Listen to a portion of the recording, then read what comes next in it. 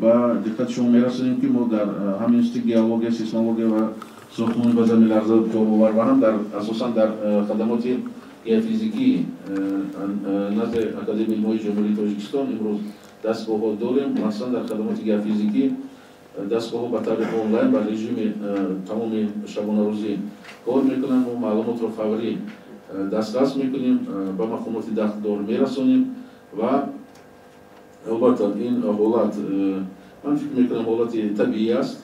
بعد از زمین لرزه‌ای که 26 اکتبر رخ داده بود در چوره 230 کیلومتر تا امروز البته تا یک اندازه ناآرامی هست، یعنی زمین شروع گوناگونی زمین و حرکت‌های تکتونیک زمین آرام نشده است و از آن مهم اون است که بعضا سر و صداها بلند میشن، تاثیر اون به سرریز و یا و دیگر منطقه ما البته کوهستان است چگونه تاثیر و پیامد باید داشته باشد. گفته میتوانیم که سرریز مستحکم است و این زمین لرزه‌ها نمیتوانند که با سرریز یگان تاثیر منفی داشته باشند.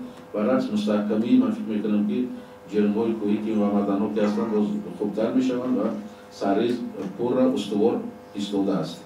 چند روز اخیر که همه روزه هست، همه روزه یا شب یا روز زمین لرزیده ایستاده است و فکر میکنم باز تاکید میکنم حادثه طبیعی است. از این یگان فکر میکنم چی کردن لازم نیست، اوضاعی در اوضاع زیاد حادثه طبیعی است که هر چند مدت باز قشر زمین برخورد می‌کند. این چیزی عادی و همیشگی در کره زمین ما است.